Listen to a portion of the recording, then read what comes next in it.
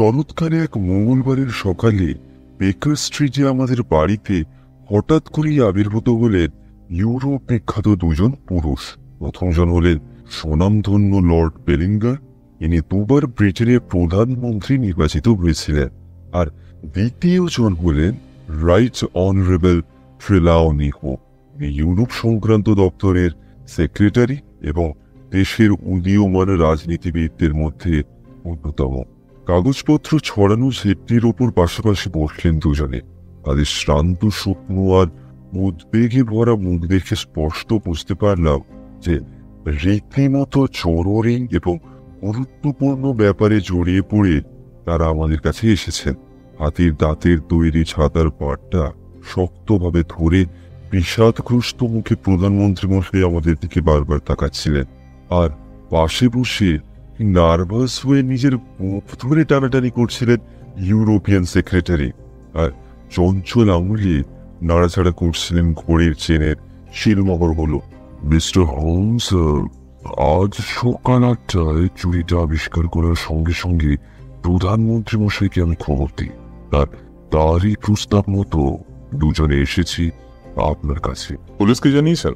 না, জানাইনি, চট করে জবাব দিলেন প্রধানমন্ত্রী। এমন ভাবে বললেন যেন তার কথাই চূড়ান্ত। তারপর আর কিছু বললেন না। কথা বলার এই দুটি বিশেষ ভঙ্গিমার জন্যে সুনাম আছে তার। এবার মিস্টার ট্রেলাউনি হোক সেই কথাটা সম্পূর্ণ করতে বললেন। না, আমরা জানাইনি এবং আমাদের পক্ষে জানানো সম্ভব নয়। পুলিশকে জানানো মানেই দুদিন বাদে জনসাধারণকে জানানো। ঠিক এই জিনিসটাই আমরা এড়িয়ে যেতে চাই। কিন্তু কেন স্যার? কেননা যে দলিল সম্পর্কে আমরা এসেছি তা খুবই গুরুত্বপূর্ণ। খুবই মানে খুবই, এতটাই গুরুত্বপূর্ণ যে একবার যদি সেটা প্রকাশ পায় তাহলে সারা ইউরোপের বর্তমান পরিস্থিতি খুবই জটিল হয়ে উঠবে। এমনকি বড়সড় যুদ্ধ ঘটে যেতে পারে। আর রীতিমতো গোপনীয়তার সাথে দলিল উদ্ধার করতে হবে, কেননা এই জিনিস যারা নিয়েছে তাদের মুখ্য উদ্দেশ্যই হলো এর বিষয়বস্তু সর্বসাধারণে প্রকাশ করে দেওয়া। বুঝলাম। মিস্টার হোপ, কিরকম পরিস্থিতির মধ্যে দলিলটা অদৃশ্য হয়েছে তা যদি হুবহু বলেন তো খুবই সুবিধা হবে আমার। অবশ্যই মিস্টার হোমস, আসলে দলিলটা হলো একজন বিদেশি রাজার লেখা একটা চিঠি। মাত্র 6 দিন আগে চিঠিটা পেয়েছিলাম আমরা, আর সেটা এতটাই গুরুত্বপূর্ণ যে কোনোদিনই আমরা সেটাকে আয়রন সেফে রেখে দেওয়া নিরাপদ মনে করিনি। তাই প্রতি সন্ধ্যায় আমার হোয়াইট হল টেরেসের বাড়িতে সেটাকে সাথে করে নিয়ে আসতাম। আমার শোবার ঘরে একটা ডিসপ্যাচ বাক্স আছে, অন্যান্য দলিল দস্তাবেজের সাথেই সেই চিঠিটা রাখতাম। গত রাত্রে ডিনারের পোশাক পরার সময়ে ওই বাক্সতেই চিঠিটা দেখেছিলাম, এই বিষয়ে আমি নিশ্চিত।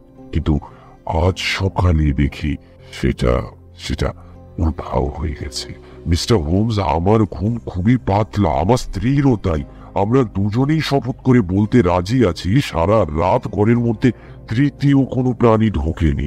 তা সত্ত্বেও চিঠিটা বাক্সের ভেতর থেকে উধাও হয়েছে। আপনি ডিনার কখন করেছিলেন? তা প্রায় 7:30টায়। আর শুতে গিয়েছিলেন কখন? আমার স্ত্রী থিয়েটারে গেছিলেন। কিছুক্ষণ তার অপেক্ষায় বসেছিলাম, আর তার আসার পর রাত 11:30টায় আমরা শুতে যাই। তাহলে পুরো 4 ঘন্টা ধরে ডিসপ্যাচ বক্সটা অরক্ষিত অবস্থায় পড়েছিল, আমার রাইট? মিস্টার হোমস, আমার ঘরে ঢোকার অনুমতি বিশেষ কারণ নেই, আর যারা ঢুকে তারা প্রত্যেকেই খুব বিশ্বাসী এবং বেশ কয়েক বছর ধরে আমাদের কাছে রয়েছে। তাছাড়া ওদের মধ্যে কারোর পক্ষে জানা সম্ভব নয় যে দপ্তরের সাধারণ কাগজপত্র ছাড়া আরো বেশি মূল্যবান দলিল আমার ডিসপ্যাচ বাক্সে থাকবে। বাড়ির মধ্যে চিঠিটার অস্তিত্ব কে জেনেছিল? বাড়ির মধ্যে কেউ না। আর আপনার স্ত্রী, তিনি নিশ্চয়ই জানতেন? না মশাই, আজ সকালে কাগজটা খোয়া যাওয়ার আগে পর্যন্ত স্ত্রীকে কিছুই বলিনি আমি। মিস্টার হোপের এই কথাতে মাথা এড়িয়ে সায় দিলেন প্রধানমন্ত্রী। হ্যাঁ, আচ্ছা, উনি কি কিছু অনুমান করতে পেরেছিলেন? না মিস্টার হোপ, উনি তো পারেননি, আর অন্য কারোর পক্ষেও অনুমান করা সম্ভব না। এই চিঠির অস্তিত্ব সম্বন্ধে আর কে জানতেন? ক্যাবিনেটের প্রত্যেক মেম্বারই জানে। গতকালই এ খবর দেওয়া হয়েছিল তাদের। ক্যাবিনেট মিটিং এ যারা যোগদান করেন তাদের প্রত্যেককে এই তথ্য গোপন রাখার আনুষ্ঠানিক অঙ্গীকার করতে হয়েছিল। আর এই অঙ্গীকারের গভীরতা আরো বৃদ্ধি পেয়েছিল প্রধানমন্ত্রী মশাইয়ের দেওয়া গুরু গম্ভীর হুঁশিয়ারিতে। হায় রে, হ্যাঁ, তখন কি ভাবতে পেরেছিলাম এর কয়েক ঘন্টার মধ্যে আমি নিজে খুইয়ে বস হয়েছি। প্রবল নিরাশায় তোমরে মুচড়ে বিকৃত হয়ে উঠল তার মুখ। দুহাতে চুল ধরে টানতে লাগলেন। মুহূর্তের জন্য এক ঝলকে আমরা দেখে নিলাম আসল মানুষটাকে। উদগ্র আবেগ, তীব্র আর তীক্ষ্ণ অনুভূতি দিয়ে ঘেরা এই স্বাভাবিক মানুষকে। পরের মুহূর্তে ফিরে এলো তার আভিজাত্য আঁকা মুখোশ আর হিরোগতির স্বর। ক্যাবিনেটের মেম্বাররা ছাড়া এ সম্বন্ধে দপ্তরের দুজন কিংবা খুব সম্ভবত 3 জন অফিসার জানে।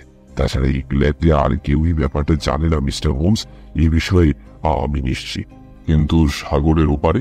সাগরের ওপারে আমার মনে হয় এই চিঠি যিনি লিখেছিলেন তিনি ছাড়া আর কেউ এই চিঠিটার সম্বন্ধে জানে না। অল্পক্ষণের জন্য কথাগুলো মনে মনে তোলপাড় করে নিল হোমস। তারপর বলল, স্যার, এবার আরো বিশদভাবে একটি কথা জিজ্ঞেস করব। এই দলিলটি কিসের এবং এর অন্তর্ধানের পরিণামী বা এতটা গুরুতর হবে কেন তা আমার জানাটা দরকার। দুজনে রাজনীতিবিদই পরস্পরের দিকে তাকালেন। মিস্টার হোমস, লেখাপাটা লম্বা আর পাতলা, মেরমেরে নীল রং আর লাল রঙের শিলমোহরের উপর একটা সিংহের ছাপ আছে। ঠিকানাটা লেখা হয়েছে গোটা গোটা বলিষ্ঠ অক্ষর। এসব খুঁটিনাটি ব্যাপার যতই প্রয়োজনীয় হোক না কেন, আমার তদন্তের জন্য সবকিছুরই একদম গোড়ার ব্যাপারটা আমাকে জানতে হবে। চিঠিটা কিসের?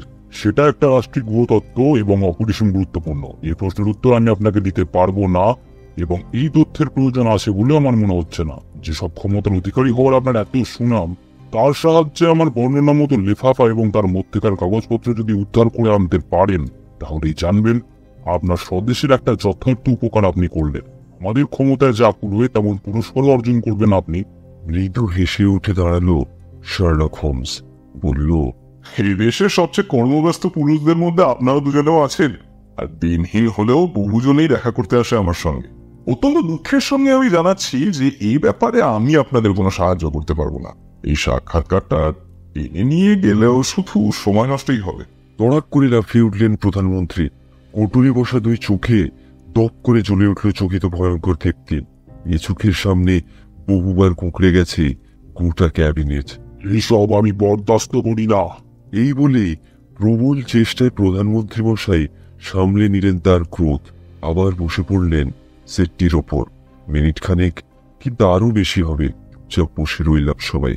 তারপর তুই কাঁধ ঝাঁকিয়ে প্রধানমন্ত্রী মশাই বললেন, আপনার শর্তই মেনে নেওয়া উচিত মিস্টার হোমস। নিঃসন্দেহে খাঁটি কথাই বলেছেন। আমাদের পরিপূর্ণ বিশ্বাসের আওতায় আপনাকে না আনা পর্যন্ত আপনার পক্ষেও তৎপর হওয়াটা যুক্তিযত নয়। আপনার এবং আপনার সহকর্মী ডক্টর ওয়াটসনের সততার উপর সম্পূর্ণ ভরসা করে আমি সবকিছুই বলব। আপনি নিশ্চিন্ত মনে আমাদের বিশ্বাস করতে পারেন। চিঠিটা এসেছে একজন বিদেশি রাজার কাছ থেকে। সম্প্রতি দেশের উপনিবেশ সংক্রান্ত কয়েকটি পরিস্থিতিতে বেশ খানিকটা বিপর্যস্ত হয়ে পড়েছিলেন উনি, তাই নিজেই তারা উড়িতে চিঠিটা লিখেছেন। খোঁজ খবর নিয়ে জানা গেল এই ব্যাপার সম্পর্কে তার মিনিস্টাররাও কিছু জানেন না। আর চিঠিটা লেখা হয়েছে এমন ভঙ্গিমায়, বিশেষ করে কয়েকটি কথা এমনই আক্রমণাত্মক যে এই চিঠি একবার কাগজে ছাপা হয়ে গেলেই অত্যন্ত বিপজ্জনক মনোভাবে সৃষ্টি হবে দেশে, এমনকি মহাযুদ্ধ ঘটছে। এক টুকরো কাগজে একটা নাম লিখে প্রধানমন্ত্রীর হাতে তুলে দিল হোমস। এক্স্যাক্টলি, ইনি লিখেছেন চিঠিটা। চিঠিটা যে হারিয়ে গেছে সেটা নাকি জানিয়েছেন? হ্যাঁ, জানিয়েছি। হয়তো উনি চান চিঠিটা ছাপা হোক। না মশাই, তিনি যে অত্যন্ত অবিবেচকের মতো কাজটা করে ফেলেছেন সেটা তিনি ইতিমধ্যেই বুঝতে পেরেছেন, আর সেটা বিশ্বাস করার মতো কোনো কারণ আমাদের কাছে আছে। এই চিঠি প্রকাশ পেলে আমরা যা চোট পাবো তার চাইতো প্রচন্ড আঘাত দিয়ে পড়বো নিচের দেশে। তাই যদি হয় তাহলে বলুন তো, এই চিঠি সর্বসমক্ষে প্রকাশ পাক এরকম আগ্রহ আর কার থাকতে পারে? আর তার কারণটাই বাকি মিস্টার হোম, সারা ইউরোপটা এখন একটা সশস্ত্র শিবিরে পরিণত হয়েছে। মধ্যে দুই রাষ্ট্রের একটা জোট আছে, এটাই সামরিক শক্তির মোটামুটি সমতা রক্ষা করছে, আর পাল্লা ধরে বসে রয়েছে গ্রেট ব্রিটেনে। এই দুই রাষ্ট্রের একটির সঙ্গে যদি গ্রেট ব্রিটেন যুদ্ধে লিপ্ত হয়, তাহলে জোটের অপর রাষ্ট্রের পরম প্রাধান্য নির্ধারিত হয়ে যায়। তারা যুদ্ধে যোগদান করলেই বাকি, আর না করলেই বাকি। বুঝছেন তো? তাহলে এই দেশের শত্রুরাই চাইছে চিঠিটা সংগ্রহ করে ছাপিয়ে দিতে, যাতে করে তাদের দেশ আর আমাদের দেশের মধ্যে ফাটল ধরে, রাইট? মিস্টার ট্রেলাউনিহোপের মাথা ঝুঁকে পড়ল বুকের ওপর। আলতো করে তার কাঁধের উপর হাত রাখলেন প্রধানমন্ত্রী। আইডিয়াল, এ তোমার নিঃশব্দ। এমন কোন সাবধানতা বাকি ছিল না যা তুমি অবহেলা করেছো। এই জন্য কেউই তোমাকে অপরাধী করতে পারে না। মিস্টার হোমস, সব তথ্যই তো পেলেন। এবার বলুন তো আমাদের করণীয় কি? বিশ্বগ্রভাবে মাথা নাড়তে লাগলো শার্লক হোমস। বলল, তার মানে স্যার, আপনি মনে করেন এই চিঠির পুনরুত্থান না হলে যুদ্ধ অনিবার্য, তাই তো? আমার মনে হয় সেই সম্ভাবনা খুবই বেশি। তাহলে স্যার, যুদ্ধের জন্য প্রস্তুত হন। কথাটা খুবই শক্ত মিস্টার হো, জানেন। তবে ঘটনাগুলো একবার ভেবে দেখুন স্যার। চিঠিটা যে রাত 11:30টার পর নেওয়া হয়নি তা সহজেই বোঝা যায়, কারণ মিস্টার হোপ আর তার স্ত্রী দুজনেই সেই সময় থেকে চুরির ধরা পড়ার সময় পর্যন্ত ঘরের মধ্যেই ছিলেন। তাহলে জিনিস উধাও হয়েছে গতকাল সন্ধ্যে 7:30 থেকে 11টার মধ্যে, খুব সম্ভবত 7:30টার পরেই কোনো সময়। এই কথা বললাম এই কারণে যে চিঠিটা যেই নিয়ে থাক না কেন, সে নিশ্চয়ই জানতো ডিসপ্যাচ বক্সের মধ্যেই আছে দলিলটা। কাজে যত তাড়াতাড়ি সম্পদটা হস্তগত করে ফেলাটাই তার পক্ষে স্বাভাবিক। আচ্ছা স্যার, এরকম গুরুত্বপূর্ণ একটা দলিল যদি ওই সময় উধাও হয়ে গিয়ে থাকে, তাহলে বলুন তো এখন তা কোথায় থাকতে পারে? চোরের পক্ষে চিঠিটা কাছে রেখে দেওয়ার কোনো কারণ নেই। এই জিনিস যারা চায় তাদের কাছে চটপট পৌঁছে দেওয়া হয়েছে দলিলটা। এখন বলুন তো, এদের পিছু নেওয়ার বা এদের পিছু নিয়ে এদের পেরিয়ে যাওয়ার কোনো সুযোগ কি আমাদের আদৌ আছে? না, নেই। অতএব চিঠিটা আমাদের নাগালের বাইরে চলে গেছে। মিস্টার হোমস, আপনি যা বললেন তা খুবই জরুরি। বেশ বুঝতেই পারছি বাস্তবিক এই ব্যাপার আমাদের হাতের বাইরে। তবু কিছু করা যায় না। আপনার মুখে শুনলাম আপনার ঘরটা 3 তলায়। বাইরে থেকে সে ঘরে ঢোকার কোনো পথ নেই এবং ভিতর থেকেও অলৌকিকভাবে কারোর পক্ষে সেখানে উঠে আসা সম্ভব নয়। তাহলে নিশ্চয়ই বাড়ির কেউই নিয়েছে চিঠিটা। এরপর সে নিশ্চয়ই সেই চিঠিটা নিয়ে যাবে আন্তর্জাতিক গুপ্তচর আর সিক্রেট এজেন্টদের একজনের কাছে। এদের সংখ্যা অবশ্য খুব একটা বেশি নয় এবং তাদের প্রত্যেকের নামের সাথে আমি খুব ভালোভাবে পরিচিত। এই পেশার মাথা বলতে আছে 3 জন। আমার তদন্ত শুরু হবে এদেরকে দিয়ে। প্রত্যেকের ঘাঁটিতে গিয়ে আমাকে দেখতে হবে তারা হাজির আছে কিনা। যদি একজনও বেপাত্তা হয় এবং বিশেষ করে কাল রাত থেকে যদি সে উধাও হয়ে গিয়ে থাকে, তাহলেই দলিলটা যে কোন দিকে গেছে সে সম্বন্ধে কিছু হদিশ পাওয়া গেলেও যেতে পারে। কিন্তু সে বেপাত্তাই বা হবে কেন? চিঠিটা নিয়ে লন্ডনের কোনো এমব্যাসিতে পৌঁছে দিলেই তো কাজ শেষ হয়। আমার তা মনে হয় না। এই ধরনের এজেন্টরা স্বাধীনভাবে কাজ করে এবং এমব্যাসির সঙ্গে এদের সম্পর্ক প্রায় ক্ষেত্রেই খুব একটা মোলায়েম হয় না। ঘাড় দুলিয়ে সম্মতি জানালেন প্রধানমন্ত্রী। আমিও তাই বিশ্বাস করি মিস্টার হোম, আপনি ঠিকই বলেছেন। এরকম একটা মূল্যবান দলিল সে নিজের হাতেই পৌঁছে দেবে হেডকোয়ার্টারে। আপনার কাজের গতি পদ্ধতি খুবই চমৎকার বলেই মনে হচ্ছে আমার। যাই হোক, নতুন কোনো পরিস্থিতির উদ্ভব হলে আপনাকে খবর দেব, আর আপনিও আমাদের তদন্তের ফলাফলটা জানাবেন। এবার আমরা আসি। বাতাসে মাথা ঠুকে অভিবাদন জানিয়ে গম্ভীর মুখে ঘর থেকে বেরিয়ে গেলেন 2 রাজনীতিবিদ। তাদের যাওয়ার পর হোমস একটা বাইক ধরিয়ে তার ইজি চেয়ারে এলান দিয়ে বসলো, আর আমি সকালের কাগজটা খুলে পড়তে লাগলাম। কাগজ পড়তে পড়তে একটা খুনের খবর চোখে পড়ল। খুনটা হয়েছে গত রাতে লন্ডন শহরে। ঠিক এমন সময় তড়াক করে লাফিয়ে উঠল হোমস। তারপর পাইপটা ম্যান্টেল পিসের উপর নামিয়ে রেখে বলল, এই রহস্যের সমাধান করতে হলে এর থেকে ভালো আর কোনো পথ নেই। পরিস্থিতি যতই বেপরোয়া হোক না কেন, আমার মনে হচ্ছে চিঠিটা এখনো বেহাত হয়নি। একটা কথা কি জানো, এই ধরনের লোকেদের কাছে অর্থই হচ্ছে পরমার্থ, আর ব্রিটিশ কোষাগার তো আমার পিছনেই রইল। এই চিঠি যদি একবার বাজারে পৌঁছয় তবে কিনে নিতে পিছপা হব না। তাতে যদি আমার ইনকাম ট্যাক্সে আরেকটি পেনে বৃদ্ধি পায় তবে পাক, পরোয়া করি। আমার যতদূর মনে হয় লোকটা হয়তো কাবুচে দাও মারবার আশায় এখনো চিঠিটা রেখে দিয়েছে নিজের জিম্মায়। একবার দেখে নিতে চায় যে এই দিক থেকে কিরকম দরটা আসে। আর এই ধরনের বিরাট খেলা খেলতে পারে শুধুমাত্র 3 জন, ওভারস্টাইন, লারোথিয়েরা আর এডওয়ার্ডো লুকাস। এদের প্রত্যেকের সাথে আমাকে দেখা করতে হচ্ছে। আমি সকালের কাগজের পাতায় একবার চোখ রাখলাম, তারপর বললাম, ওডলফিন স্ট্রিটের এডওয়ার্ডো লুকাসের কথা বলছো? ইয়েস। তার সঙ্গে তোমার দেখা হবে না। কেন হবে না? কারণ গত রাতে সে খুন হয়েছে তার নিজের বাড়িতে। বিগত বহু অ্যাডভেঞ্চারে হোমস আমাকে বহুভাবে তাক লাগিয়েছে।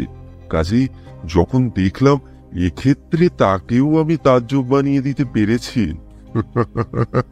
তখন আমিও পরম সন্তোষ লাভ করলাম। খুনের খবরটা শুনে হোমস বিস্ফারিত চোখে তাকিয়ে রইল। তারপর কাগজটা ছিনিয়ে নিল আমার হাত থেকে। খবরের কাগজে যে খবরটা পড়ছিলাম এবার সেটা বলি।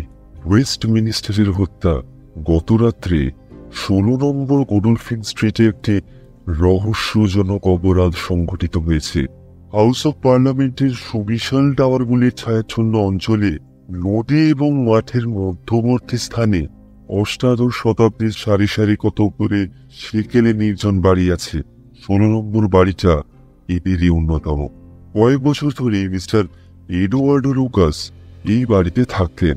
সমাজের বিভিন্ন মহলে তিনি দুটি কারণে পরিচিত, প্রথমত তার মনোহর ব্যক্তিত্বের জন্য, আর দ্বিতীয়ত এদেশের সর্বশ্রেষ্ঠ শৌখিন গায়ক হিসাবেও তার বিলক্ষণ সুনাম আছে। মিস্টার লুকাস বিয়ে করেননি। বাড়ির দেখাশোনা করার জন্য মিসেস স্প্রিঙ্গেল এবং হিপমৎকার মিস্টনকে নিয়েই তার সংসার। মিসেস স্প্রিঙ্গেল তাড়াতাড়ি ঘুমোতে চায় এবং তার শোয়ার ঘর বাড়ির ওপর তলায়। হিপমৎকার মিস্টার তার বন্ধুর সাথে দেখা করার জন্য সন্ধে নাগাদ বেরিয়ে পড়ে হ্যামার স্মিথের উদ্দেশ্যে।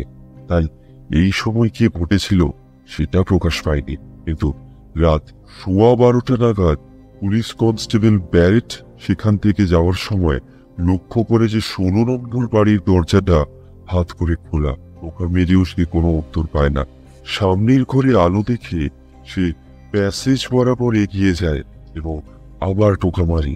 কোনো সারা শব্দ আসে না। তখন সে দরজা ঠেলে ঢুকে পড়ে।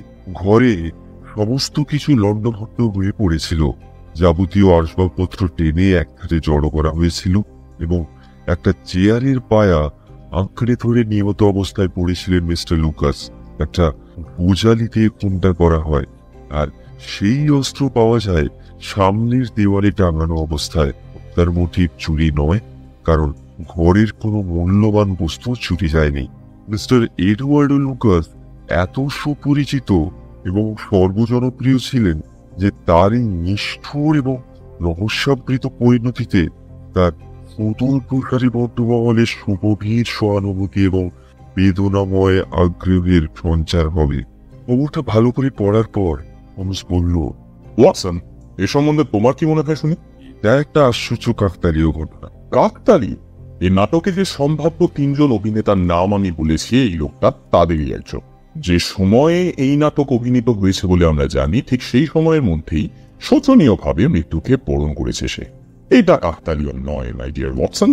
এই দুটো ঘটনার মধ্যে কোনো না কোনো যোগসূত্র তো আছে, এবং সেই যোগসূত্র কি সেটাই আমাদেরকে খুঁজে বার করতে হবে। কিন্তু এখন তো সরকারি পুলিশ সবই জেনে ফেলেছে। মোটেই নয়। গোডলফিন স্ট্রিটে পুলিশ যেটুকু দেখেছে ওরা কিন্তু শুধু সেটুকুই জানে। হোয়াইট হল রেলের সম্বন্ধে ওরা কিছুই জানে না বা জানবে না। আমরাই শুধু দুটো ঘটনা জানি এবং আমরাই পারি এই দুয়ের মধ্যে একটা সম্পর্ক স্থাপন করতে। তবে চিঠির ব্যাপারটা সম্বন্ধে আমার কাছে একটা দুঃখর পয়েন্ট আছে, এবং যে কোনো পরিস্থিতিতে এই পয়েন্টের জেরেই আমার সন্দেহ এসে পড়তো লুকাসের উপর। ওয়েস্টমিনস্টারের গোডলফিন স্ট্রিট থেকে হোয়াইট হল টেরেস মাত্র কয়েক মিনিটের পথ, আর যে কজন সিক্রেট এজেন্টের নাম আমি বললাম ওরা থাকে ওয়েস্ট এন্ডের অন্য প্রান্তে।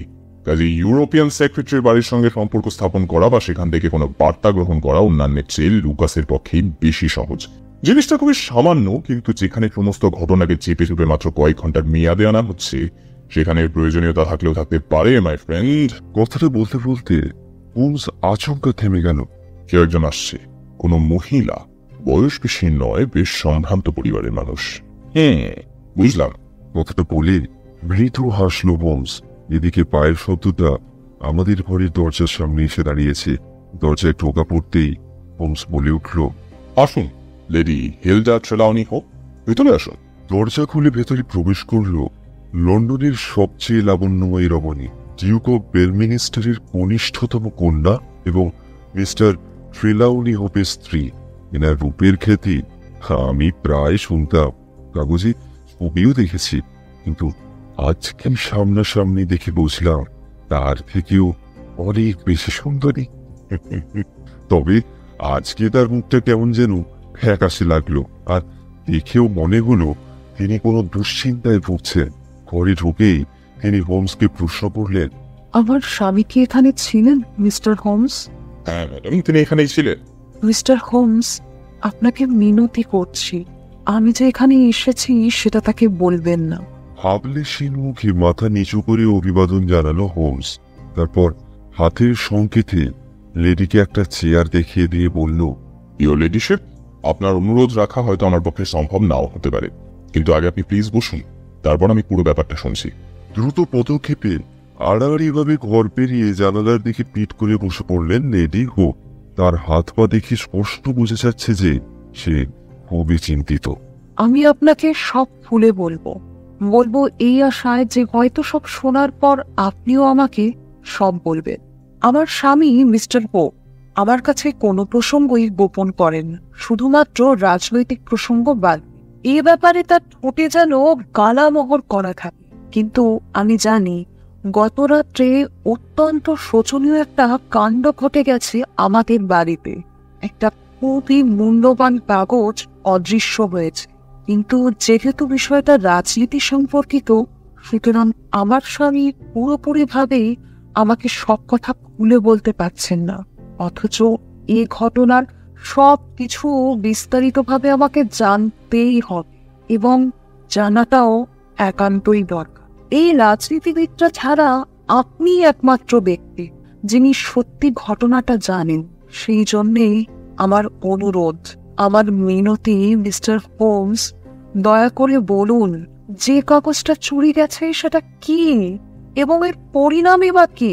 প্লিজ মিস্টার হোমস, মক্কেলের স্বার্থের কথা চিন্তা করে নির্বাক হয়ে থাকবেন না, কেননা তার স্বার্থ রক্ষা পাবে যদি আমাকে আপনারা সব কথা বলেন এবং আমার উপর একটু আস্থা রাখেন। ম্যাডাম, আপনি যা জিজ্ঞাসা করছেন সেটা বলা আমার পক্ষে সত্যি অসম্ভব। গুনিয়ে উঠে ধোয়াতে মুখ ঢেকে ফেললেন লেডি হোপ। জিনিসটা প্লিজ বুঝতে চেষ্টা করুন ম্যাডাম। আপনার স্বামী যদি এ ব্যাপারে আপনাকে অন্ধকারে রাখার সঙ্গত মনে করে থাকেন, তখন সেই তথ্যকে আমার আপনাকে বলা উচিত। আপনি দয়া করে তাকেই জিজ্ঞাসা করুন, আর কাউকে নয়।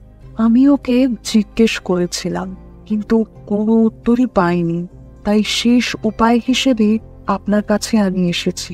মিস্টার হোমস, নিশ্চিত কিছু না বললেও অন্তত আপনি একটা পয়েন্ট সম্পর্কে যদি আমায় আলোকিত করেন তো বড় উপকার হয়। কি পয়েন্ট? আচ্ছা, এই ঘটনার ফলে আমার স্বামীর রাজনৈতিক কর্মজীবন কি ক্ষতিগ্রস্ত হবে?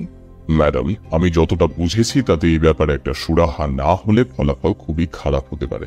কথাটা শুনে মহিলাটি এমন চিন্তিত হয়ে পড়লেন যেন তার সন্দেহের রাশি আরো দৃঢ় হয়েছে। আরেকটা প্রশ্ন মিস্টার হোমস, এই বিপর্যয়ের প্রথম শক পেয়ে আমার স্বামী তার চোখে মুখে এমন ভাব ফুটিয়ে তুলেছিলেন যা থেকে আমি বুঝেছিলাম এ দলিল খোয়া যাওয়ার ফলে ভয়ানক রকমের প্রতিক্রিয়া দেখা দিতে পারে জনগণের মধ্যে। প্রতিক্রিয়াগুলো কি প্রকৃতির বলুন তো? ম্যাডাম, এবার আপনি এমন কথা জিজ্ঞাসা করছেন যার উত্তর দেওয়া আমার পক্ষে সম্ভব নয়। বেশ, তাহলে আর আপনার সময় নষ্ট করুন। পুরো ব্যাপারটা আপনি আমায় খুলে বললেন না, তাতে অবশ্য আপনার দোষ নয়, কিন্তু আমার এই আচরণে খারাপ ভাববেন না। আমি শুধুই চেয়েছিলাম আমার স্বামীর দুশ্চিন্তার কিছুটা অংশ ভাগ করে নিই। আর আরেকটা অনুরোধ, প্লিজ ওকে বলবেন না যে আমি এখানে এসেছিলাম। এই বলে হন্তদন্ত হয়ে তিনি চেয়ার ছেড়ে উঠে দাঁড়ালেন। তারপর অভিবাদন জানিয়ে ঘর থেকে বেরিয়ে গেলেন। তার চলে যাওয়ার পর হোমস বলল, ওয়াটসন, সুন্দরী মহিলাটি কি খেলায় মেতেছেন বলতো? ওর আসল অভিপ্রায়টা কি? কি যে বলো তুমি? ভদ্রমহিলার বক্তব্য তো জলের মতো পরিষ্কার এবং ওনার উদ্বেগও খুবই স্বাভাবিক। ওনার চেহারাটা একবার ভেবে দেখো ওয়াটসন, আর ওনার হাব ভাব, অবরুদ্ধ উত্তেজনা, অশান্ত প্রকৃতি এবং নাছোড়বান্দার মতো প্রশ্ন করার ধরনটাও ভাবো। মনে রেখো, নিজের সম্প্রদায়ের মানুষ সেখানে কেউ ছোট ছোট কারণে আবেগ প্রকাশ করে না। বাস্তবেই বেজায় বিচলিত হয়ে পড়েছিলেন মহিলা। আর তিনি যে বললেন তিনি তার স্বামীর স্বার্থ রক্ষার জন্য এই ব্যাপারটা জানতে চান, সেটার মানে কি? আরো একটা জিনিস নিশ্চয়ই লক্ষ্য করেছো ওয়াটসন, ঘরে ঢোকা মাত্রই তিনি এমন একটা জায়গায় বসলেন যেখানে তার মুখে কোনো আলো পড়বে না। দ্যাট মিনস আমরা যে তার মুখের ভাব দেখে তার মন বুঝে ফেলি, সেটা উনি চান না। হ্যাঁ, ঠিক বলেছ। ঘরের এত চেয়ার থাকতে জানালার কাছে চেয়ারেই বেছে নিয়েছিলেন উনি। জানোই তো, মেয়েদের মোটিভ সবই অবদ্ধ। মার্গারেটের সেই স্ত্রীলোকটার কথা হয়তো তোমার মনে থাকবে। তাকেও ঠিক এই কারণেই সন্দেহ করেছিলাম আমি। নাকের উপর কোনো পাউডার ছিল না, আর এই সন্দেহই কিনা শেষ পর্যন্ত হয়ে দাঁড়ালো নির্ভুল সমাধান। এরকম চোরাবালির ওপর কি করে সিদ্ধান্তের প্রাসাদ তৈরি করবে বলতো? ওদের অতি তুচ্ছ কার্যকলাপ নিয়ে এই মোটা মোটা গ্রস্ত খণ্ড রচনা করা যায়, অথবা ওদের সাধারণ আচরণের কারণ আবিষ্কার করতে গিয়ে পাওয়া যায় হয়তো কোনো একটা চুলের কাঁটা কিংবা চুল কোচকানোর প্রসাধনী সামগ্রী। আচ্ছা ওয়াটসন, তুমি একটু বসো, আমি আসছি। এখন আবার কোথায় যাচ্ছ? একটু গোডাউসিন স্ট্রিটে যাও। এডওয়ার্ডো লুকাসের মৃত্যু রহস্যের সাথে আমাদের সমস্যার সমাধান আছে। যদিও স্বীকার করছি কোথাকার জল কোথায় কে দাঁড়াবে সে বিষয়ে এখনই কিছু আন্দাজ করে উঠতে পারছি না আমি। ইঙ্গিত ইশারা কিছুই পাইনি আমি এ সম্পর্কে, তাই ঘটনা ঘটার আগেই থিওরি তৈরি করাটা একটা বিরাট ভুল হবে। তবে এখন আমি আসি, নতুন কেউ দেখা করতে এলে কথা বলে আমার হবে, আর যদি সম্ভব হয় তো লাঞ্চের আগেই দেখা হবে তোমার সাথে। বাবাই। এই বলে হোমস বেরিয়ে গেল। আমিও বাড়িতে নিজের কাজে মন দিলাম। 3 দিন পেরিয়ে গেল, রহস্যের কোনো কিনারা হলো না। এই কয়েকদিন বিশেষ একটা মুডে রইল হোমস।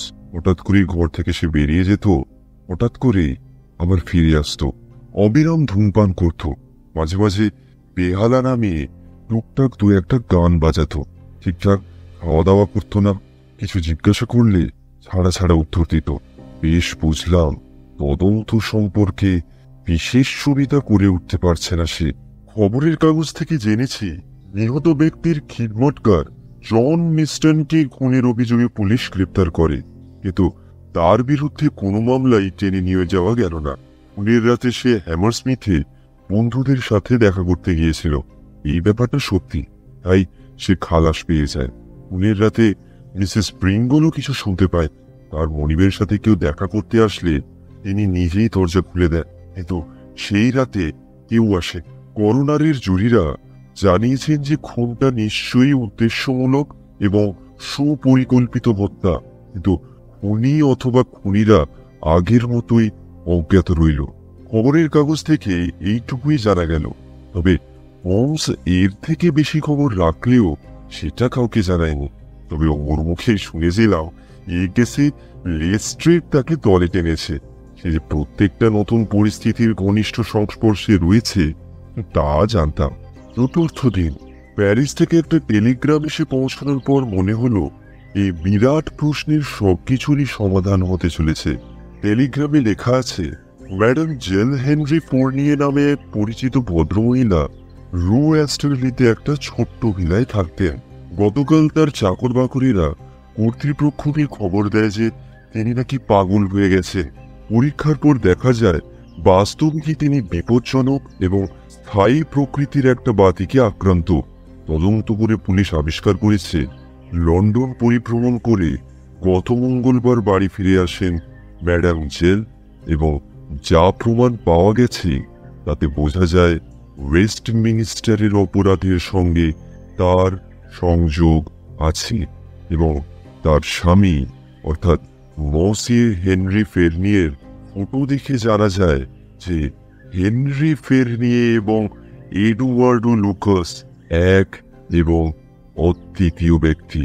কোনো কারণে লন্ডন এবং প্যারিসে দ্বৈত জীবনযাপন করেছিলেন তিনি। খুনের রাত্রে ম্যাডাম জেলকে ঘটনাস্থলে দেখা যায়, এবং তার উন্মাদনার বশেই যে তিনি এই ভয়ঙ্কর কাণ্ডটি ঘটিয়ে ফেলেছে তাই পুলিশ অনুমান করছে। বর্তমানে অতীতের কোনো সুসংবাদ বর্ণনা দিতে তিনি সক্ষম নন, এবং ডাক্তাররাও তার চেতনা পুনরুদ্ধারের কোনো আশা রাখছেন না। খবরটা জোরে জোরে পড়ে শোনালাম আবু। সেটা শুনতে শুনতে রাতের খাওয়াটা শেষ করলো হোমস। আমি জিজ্ঞাসা করলাম, এই সম্বন্ধে তোমার কি মনে হয়? টেবিল ছেড়ে উঠে ঘরের এ মোড় থেকে সে মোড় পর্যন্ত পায়চারি করতে করতে হোমস বলল, মাই ডিয়ার ওয়াটসন, বুঝতে পারছি নিদারুণ ভোগান্তি চলছে তোমার কৌতূহলে টুটি টিপে বসে থাকার জন্য। গত 3 দিনে যদি তোমায় কিছু না বলে থাকি তো বুঝতে হবে বলার মতো কিছুই ছিল না। এমনকি এখনো প্যারিস থেকে আসা এই রিপোর্টটাও আমার বিশেষ সাহায্য করতে পারছে না। আচ্ছা, লোকটার মৃত্যুই যদি প্রশ্ন হয় তাহলে এই রিপোর্টটি তো চূড়ান্ত, তাই নয় কি? ভদ্রলোকের মৃত্যুটা তো নিছক একটা ঘটনা, আমাদের আসল কাজের তুলনায় দিচ্ছে একটা উপসংহার। আমাদের মুখ্য কর্তব্য হলো দলিলটার প্রদেশ খুঁজে বার করার, একটা ইউরোপীয় বিপর্যয়কে নিরোধ করা। গত 3 দিনে মাত্র একটা গুরুত্বপূর্ণ জিনিস ঘটেছে, এবং তা হলো কিছুই না ঘটা। প্রায় প্রত্যেক ঘন্টায় গভর্নমেন্টের কাছ থেকে আমি রিপোর্ট পাচ্ছি এবং জেনেছি ইউরোপের কোথাও কোনো রকম অশান্তির সূচনা দেখা যায়নি। সুতরাং ওই দলিলটা এখনো দেশ ছাড়া হয়নি, এই বিষয়ে আমি নিশ্চিত। কিন্তু এখন প্রশ্ন হচ্ছে, দলিলটা যদি দেশ ছাড়া না হয়ে থাকে তবে তা এখন কোথায়, কার কাছে আছে, আর কেনই বা একে চেপে রাখা হয়েছে? এই এতগুলো প্রশ্নই তো হাতুড়ির মতো পড়ছে আমার মগজে।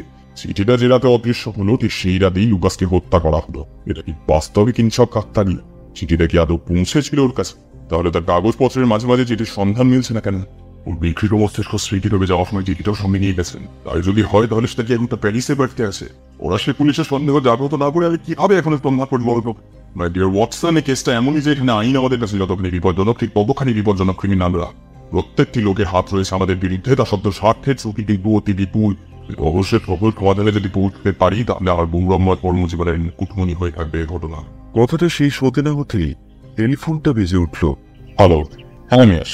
টেলিফোনটা রেখে হোমস বেশ উচ্ছ্বাস নিয়ে বলল, বুঝলে ওয়াটসন, লেস্ট্রেড নিশ্চয়ই কিছু খোঁজ পেয়েছে বলে মনে হচ্ছে। টুপিটা তাড়াতাড়ি মাথায় দিয়ে নাও, ওয়েস্টমিনস্টারের দিকে একবার যেতে হবে।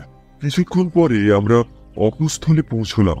সদর দরজার সামনে আমাদের দেখেই লেস্ট্রেড অভ্যর্থনা জানানো। তারপর আমাদের নিয়ে গেল খুন হওয়া ঘরটায়।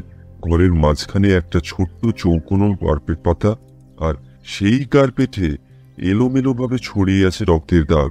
ফায়ার প্লেসের উপর অনেক অস্ত্রের সারি সাজানো আছে, আর এর মধ্যেই একটা অস্ত্র দিয়ে খুন করা হয়েছে। আমি ঘুরে ফিরে ঘরটা দেখতে লাগলাম। হোমসকে লক্ষ্য করে লেস্ট্রেড বলল, প্যারিসের খবরটা দেখেছেন? মাথা নেড়ে সায় দিল হোমস। মনে হচ্ছে আমাদের ফরাসি বন্ধুরা এবার আসল জায়গায় হাত দিতে পেরেছে। ওরা যা বলছে নিঃসন্দেহে ঘটেছেও তাই। দরজায় টোকা দিয়েছিলেন ভদ্রমহিলা। আমার অনুমান আচমকা এসে চমকে দিয়েছিলেন লুকাসকে। দরজা খুলে ভদ্রমহিলাকে ভেতরে আনলেন লুকাস। বাইরের রাস্তায় দাঁড় করিয়ে রাখতে পারলেন না। কিভাবে লুকাসের ডেরা খুঁজে বার করেছেন তা বললেন ভদ্রমহিলা। কথা বলতে বলতে এক প্রসঙ্গ থেকে অন্য প্রসঙ্গে এসে পড়লেন অচিরে। তারপরেই ছোটখাটো ঝামেলার পর ওই ভোজালির ঘায়ে জবনিকা পড়ল লুকাসের জীবনে। এত কাণ্ড কিন্তু এক মুহূর্তে হয়নি, কেননা ঘরের চেয়ারগুলো গিয়ে জড়ো হয়েছিল দূরে ওইখানে। আর একটা চেয়ার এমনভাবে উনি বাগিয়ে ধরেছিলেন যেন ওই দিয়েই ভদ্রমহিলাকে ঠেকিয়ে রাখতে চেষ্টা করছিলেন। প্রমাণাদি সবই পেলাম, এবং তা এমনই জলের মতো পরিষ্কার যে মনে হচ্ছে আমরা যেন নিজের চোখেই দেখছি সে দৃশ্য। ভুরু কুচকানো হোমস। আর তবুও কিনা আপনি আমাকে ডেকে পাঠালেন। হ্যাঁ, সেটা আর একটা বিষয়। নিছক একটা নগণ্য ব্যাপার, কিন্তু মূল ঘটনার সঙ্গে এর কোনো সম্পর্ক নেই। আর এই সবেতেই তো আপনার আগ্রহ জেগে ওঠে। তাই আপনাকে ডাকা। জিনিসটা কি শুনি? আপনারা তো জানেন, এই ধরনের অপরাধের পর যেখানকার জিনিস সেইখানেই রেখে দেওয়ার ব্যাপারে আমি বেজায় সতর্ক হয়ে থাকি। দিনরাত একজন কনস্টেবল নিযুক্ত ছিল এখানে। আজ সকালে মিস্টার লুকাসকে কবর দেওয়ার পর তদন্ত পর্ব শেষ হলে ভাবলাম একটু সাজিয়ে গুছিয়ে রাখা যাক জিনিসপত্র। ওই যে কার্পেটটা দেখছেন তো, মেঝের সঙ্গে এটা আটা নেই, শুধু পেতে রাখা হয়েছে। কার্পেটটা তুলতে গিয়ে দেখলাম। হ্যাঁ, তুলতে গিয়ে কি দেখলেন? উদ্বেগে টান টান হয়ে উঠল হোমসের মুখ। যা দেখলাম তা আপনি অনুমানও করতে পারবেন না মিস্টার হোমস। কার্পেটের ওপর ওই দাগটা দেখছেন তো, বেশ খানিকটা রক্ত ভেতরেও নিশ্চয়ই শুষে নিয়েছে কার্পেটটা। কিন্তু শুনে আশ্চর্য হয়ে যাবেন যে সাদা কাঠের ওপর ওই রক্তের দাগটার সঙ্গে কার্পেটের দাগটার মিল নেই। মিল নেই? কিন্তু তা তো থাকতেই হবে। ঠিক, কিন্তু আসলে দেখা যাচ্ছে সে দাগটা নেই। কার্পেটের কোণটা তুলে নিয়ে উল্টে ফেলে লেস্ট্রেড দেখালো বাস্তবে কি সে যা বলছে তা সত্যি।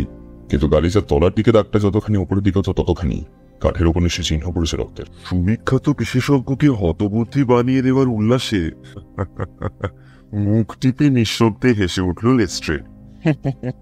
এইবার আপনাকে দেখাচ্ছি এর ব্যাখ্যা।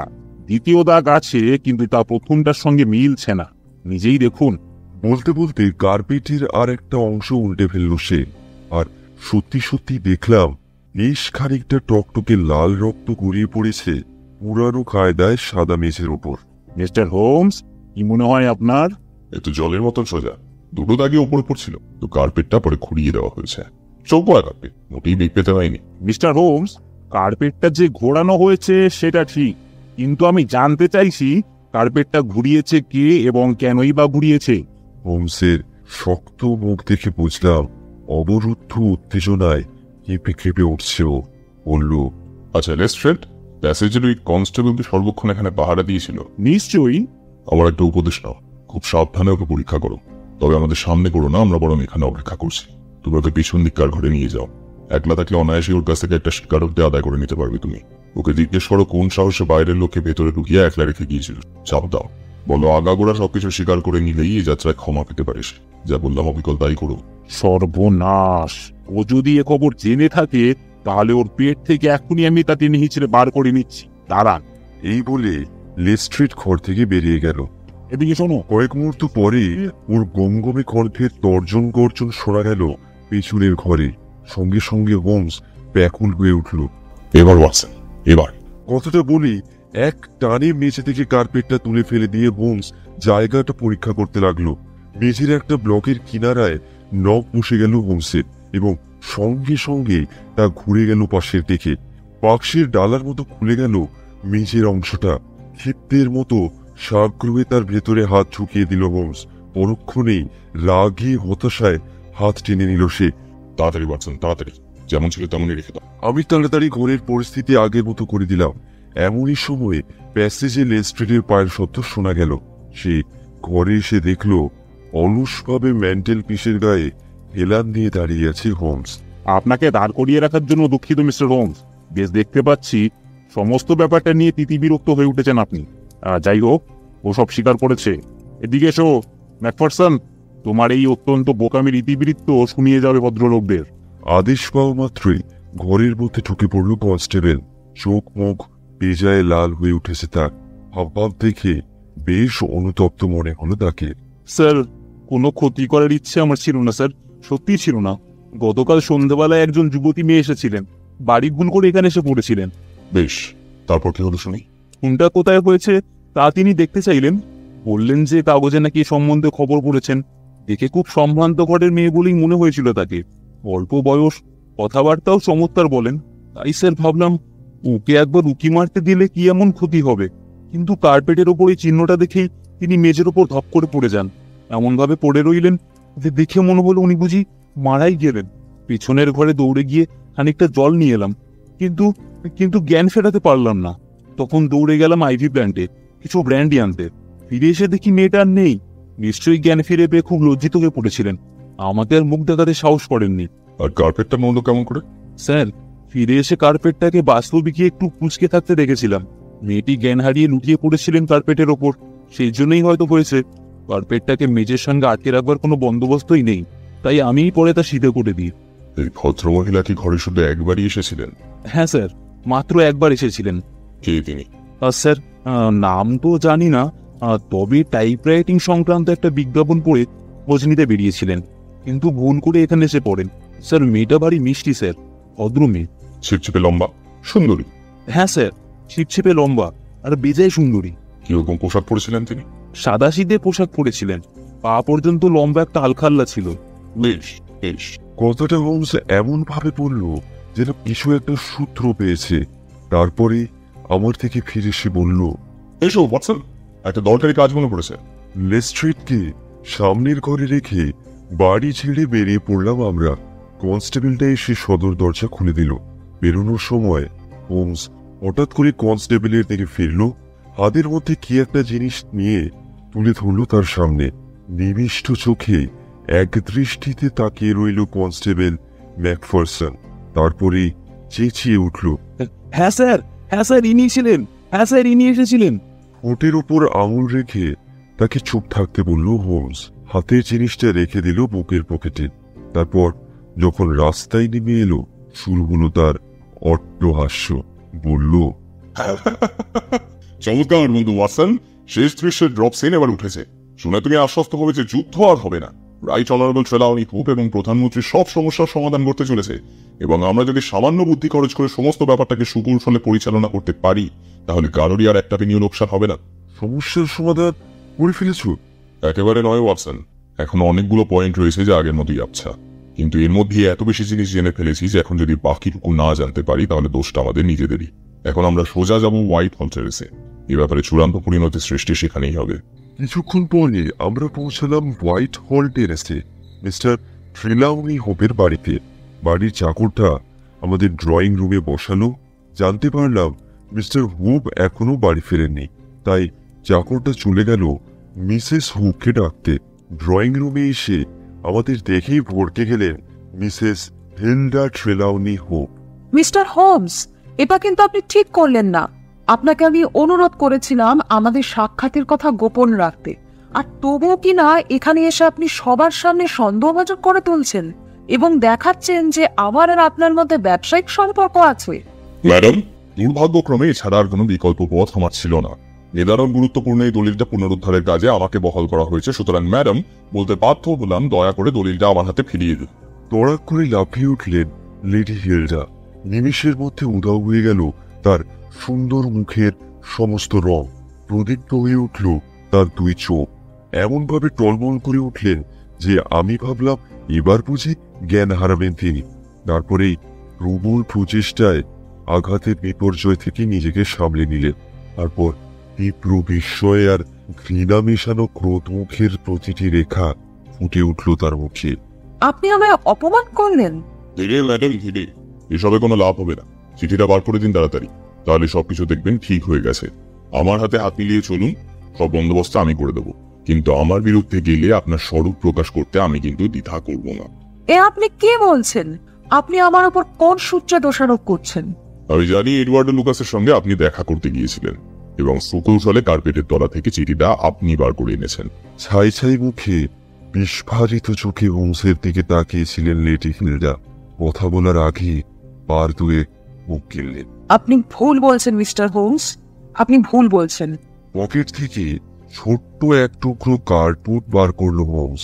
জিনিসটা ফটোগ্রাফ থেকে কেটে নেওয়া একটা স্ত্রীলোকের মুখের ছবি। সেটা দেখে বলল, ভেবেছিলাম কাজে লাগতে পারে, তাই সঙ্গেই রেখেছিলাম ছবিটা। কনস্টেবল কিন্তু ছবি দেখেই চিনতে পেরেছে। যেন নিঃশ্বাস বন্ধ হয়ে এলো লেডি হিলডা। হপ করে বসে পড়লেন চেয়ারে। স্বীকার করুন লেডি হিলডা, চিঠিটা আপনার কাছেই আছে। ব্যাপারটাকে এখনো সামলে নেওয়া যায়। দেখুন, আপনাকে ঝামেলায় জড়ানোর কোনো অভিপ্রায় আমার নেই। হারানো চিঠিটা আপনার স্বামীর কাছে পৌঁছে দিলেই আমার কর্তব্য শেষ। আমার উপদেশ নিন, সরলভাবে সবকিছু খুলে বলুন আমাকে। এছাড়া অবশ্য রেহাই পাওয়ার কোনো পথ আপনার। লেডি হিলডার সাহস সত্যি প্রশংসনীয়। এত কাণ্ডের পরেও তিনি হার মানলেন না। আপনাকে আবারও বলছি, উদ্ভট কতগুলো কল্পনার জাল বুড়িয়ে চলেছেন আপনি। আপনার জন্য আমি দুঃখিত লেডি হিলডা। আমার যথাসাধ্য করলাম আপনার জন্য, কিন্তু বৃথা, সবই বৃথা।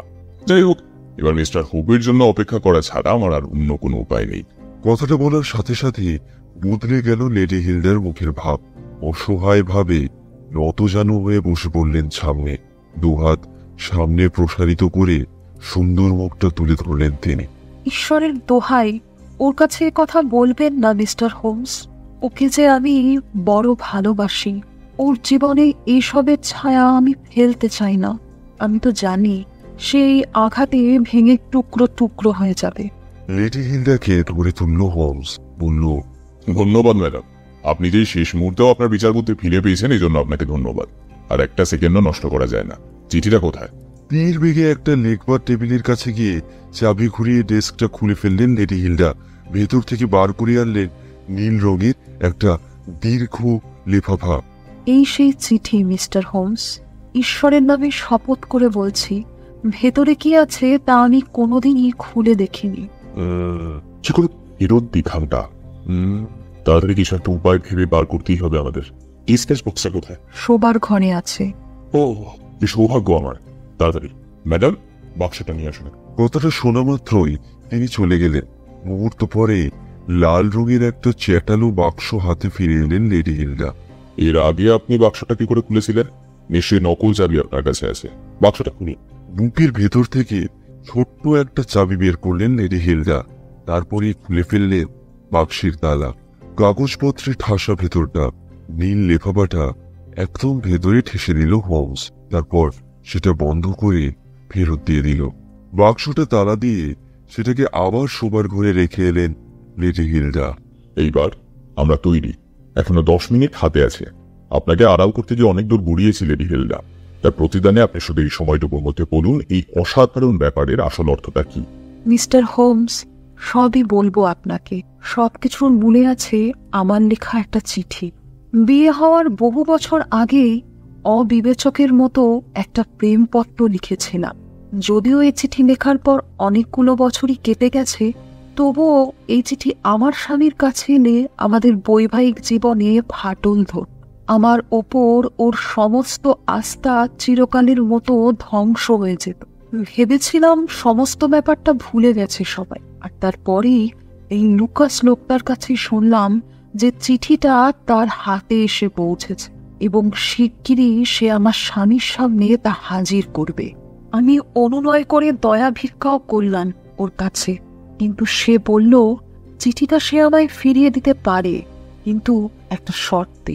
সেই শর্তটি হলো আমার স্বামীর ডিসপ্যাচ বাক্স থেকে বিশেষ একটা দলিল এনে তার হাতে দিতে হবে। আসলে অফিসে ওর কয়েকজন গুপ্তচর আছে, তারাই এসে ওকে দলিলটার অস্তিত্ব জানিয়েছিল। অবশ্য সে আমাকে আশ্বাস দিল যে এর ফলে আমার স্বামীর কিন্তু কোনো ক্ষতি হবে না।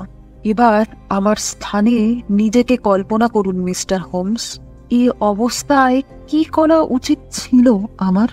আপনার উচিত ছিল আপনার স্বামীকে বিশ্বাস করে অকপটে সব খুলে বলা।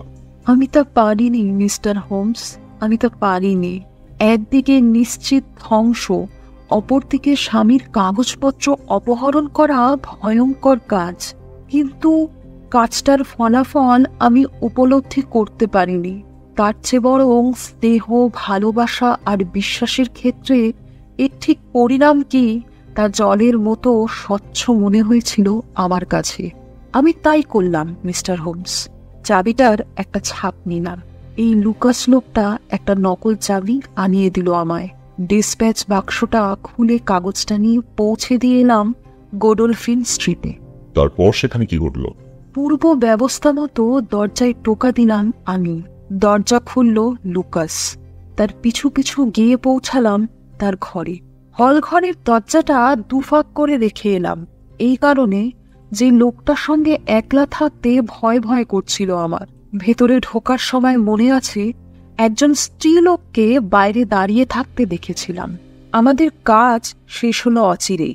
আমার চিঠিটা ও টেবিলের ওপর রেখেছিল। আমি দলিলটা তুলে দিলাম ওর হাতে। চিঠিটা ও আমায় দিয়ে দিল।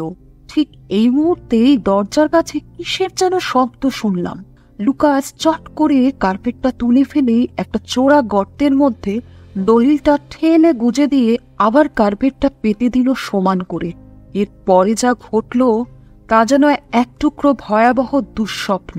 পলকের মধ্যে যেন স্বপ্নের ঘোরে দেখলাম একটা মলিন উন্মত্ত মুখ। কানে শুনলাম ফরাসি ভাষায় একজন স্ত্রী লোকের তারস্বরে চিৎকার। কিছু একটা নিয়ে বোধহয় তুমুল ধস্তাধস্তি শুরু হলো তাদের মধ্যে। লুকাসের হাতে দেখলাম একটা চেয়ার, আর স্ত্রী লোকটার হাতে ঝলসে উঠল একটা ছোড়া। তীর বেগে আমি বেরিয়ে পড়লাম এই দৃশ্য ছেড়ে। তারপর সোজা আমার বাড়িতে এসে থামলাম। খুনের ঘটনাটা জানতে পারলাম পরের দিন সকালে কাগজ পড়ে। চিঠিটা ফিরে পেয়ে বেশ খুশি ছিলাম, কিন্তু পরে আমার স্বামীর আতীব্র মানসিক যাতনা দেখে বুঝলাম অনেক বড় এই উৎপাতের সৃষ্টি করেছি আমি। সেই মুহূর্ত থেকে শুধু একটা চিন্তাই পরিব্যাপ্ত হয়ে পড়ল আমার মনের কোণে, এবং সেই চিন্তা হলো যেমন করে হোক আমার স্বামীর দলিলটাকে ফিরিয়ে আনা। কিন্তু কি করে যাওয়া যায় তার ঘরে? দুদিন চোখে চোখে রাখলাম জায়গাটা, কিন্তু একবারও বিশ্বাস করুন দরজাটাকে খোলা অবস্থায় দেখলাম না। গত রাতে শেষ চেষ্টা করলাম। কি করেছিলাম এবং কিভাবে আমি কার্যোদ্ধার করি তা তো আপনি আগেই জেনেছেন। যাই হোক, কাগজটা নিয়ে এলাম বাড়িতে। অপরাধ স্বীকার না করে স্বামীর কাছে এই দলিল ফিরিয়ে দেওয়ার কোনো পথ না পেয়ে ভাবলাম নষ্ট করে ফেলবো কাগজে। কথাটা বলতে বলতে হঠাৎ একটা গাড়ির শব্দ পেলাম আমরা। সেটা শোনা মাত্রই লেডি হিলদা তাড়াতাড়ি তার ঘরে চলে গেলে। কিছুক্ষণ পরে হুড়মুড় করে ঘরের মধ্যে ঢুকে পড়লেন উত্তেজিত ইউরোপীয় সেক্রেটারি। মিস্টার হোমস, কোনো খবর আছে? কিছু আশা আছে? Thank god. আপনারা একটু ওয়েট করুন, প্রধানমন্ত্রী মশাইও আমার সাথে এসেছেন, ব্যাপারটা তাকে জানাই। এই বলে তিনি আবার বাইরে চলে গেলেন। কিছুক্ষণ পরে দুজনেই ঘরে ঢুকলেন। প্রধানমন্ত্রীর অচঞ্চল হাবভাবে সংযমের প্রকাশ দেখলাম, কিন্তু তবুও তার চোখের দীপ্তি আর অস্থির হাতের মৃদু কম্পন দেখে বুঝলাম তরুণ সহকর্মীর উত্তেজনার কবল থেকে তিনিও নিস্তার পাননি। শুনলাম রিপোর্ট দেওয়ার মতো খবর এনেছেন মিস্টার হোমস। হ্যাঁ, তবে এখনো পর্যন্ত কিন্তু সেটা পুরোপুরি না বাচক। যেখানে যেখানে দলিলের হদিশ পাওয়া সম্ভব সব জায়গাতেই আমি খবর নিয়েছি। কোন রকম বিপদের আশঙ্কা যে নেই এ ব্যাপারে আমি নিশ্চিত। কিন্তু তা তো যথেষ্ট নয়। এরকম একটা আগ্নেয়গিরির উপর আমরা তো চিরকাল বসে থাকতে পারি না। নিশ্চিত কিছু একটা আমাদের করতেই হবে। আশা করছি আমরা তা পাবো, সেই কারণেই আমি এখানে এসেছি। এ ব্যাপার নিয়ে আমি যতই ভাবছি ততই একটা বিশ্বাস দৃঢ়মূল হয়ে যাচ্ছে আমার মনে যে চিঠিটা কখনোই এর বাড়ির বাইরে যায়নি। কারণ যদি যেত তাহলে তা এতক্ষণে জনসাধারণের সামনেই উপস্থাপিত হতো। কিন্তু মিস্টার হোমস, এ বাড়ির মধ্যে রেখে দেওয়ার জন্য কে বা সহায়তা যাবে বল? আর কেনই বা নেবে সে? আমি বিশ্বাস করি না যে চিঠিটা কেউ নিয়েছে। ডিসপ্যাচ বাক্স থেকে চিঠিটা উধাও হলো কেমন করে? আমার বিশ্বাস চিঠিটা ডিসপ্যাচ বক্সের মধ্যেই আছে। মিস্টার বড় অসময়ে এসব পরিহাস শুরু করেছেন। আমি আপনাকে আগেই বলেছি যে চিঠিটা বাক্স থেকে উধাও হয়েছে। মঙ্গলবার সকালের পর থেকে বাক্সটা পরীক্ষা করেছিলেন? না, তার আর দরকার ছিল না। আমার অনুমান চিঠিটা আপনার চোখে নিয়ে গেছে। বাক্সটা টানানোর ফলে হয়তো অন্যান্য কাগজপত্রের সাথেই মিশে গেছে চিঠিটা। অসম্ভব মিস্টার হোমস, আমি আমি সবকিছু বার করে দেখেছিলাম। প্রধানমন্ত্রী মশাই এতক্ষণ চুপ করে সবকিছু শুনছিলেন।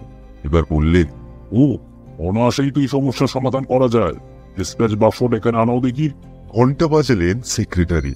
জেকবস, জেকবস, আমার ডিসপ্যাচ বাক্সটা নামিয়ে আন। কিছুক্ষণের মধ্যে যা করে সে বাক্সটা দিয়ে গেল। মিস্টার হোপ সেটা খুলে একটা একটা করে কাগজগুলো বের করতে লাগলেন। এই এই এই দেখুন, এই দেখুন কাগজগুলো। লর্ড মেয়র চিঠি, এই হচ্ছে স্যার চার্লস হার্বির রিপোর্ট, আর এইটা বেলব্রেভ থেকে সংক্ষিপ্ত বিবরণী, রাশিয়ান জার্মান ত্যাগ সংক্রান্ত কাগজ। এটা হচ্ছে এইটা হচ্ছে মাদ্রিদের চিঠি, লর্ড ফ্রাউরেসের চিরকুট। আরে এটা লর্ড এভিনগার। এই দেখুন। বাক্স থেকে বেরিয়ে এলো নীল লেফাফাটা। চিঠিটা তার হাত থেকে নিয়ে ভালো করে দেখতে লাগলেন প্রধানমন্ত্রী।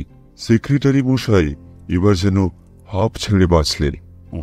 এক গুরুবার পাথর নেমে গেল আমার মুখ থেকে। কিন্তু এই যে অকল্পনীয় মিস্টার হোমস, আপনি আপনি কি করে জানলেন যে চিঠি এখানেই রয়েছে? কারণ আমি জানতাম এই চিঠি আর কোথাও নেই। ধন্যবাদ মিস্টার হোমস, ধন্যবাদ আপনাকে। আপনাকে আপনাকে শত কোটি আমার স্ত্রীকে ব্যাপারটা বলে আসি, সব ঠিক হয়ে গেছে। এই বলে ক্ষিপ্তের মতো দরজার কাছে ছুটে গেলেন সেক্রেটারি। সিঁড়ির ওপর থেকে ভেসে এলো তার কণ্ঠস্বর। এদিকে চকচকে চোখে মিটমিট করে হোমসের দিকে তাকিয়ে রইলেন প্রধানমন্ত্রী। বললেন, এবার বলুন তো মশাই, এই ব্যাপারে চোখের দেখার চেয়ে অদেখা জিনিস বেশি আসে মনে হচ্ছে।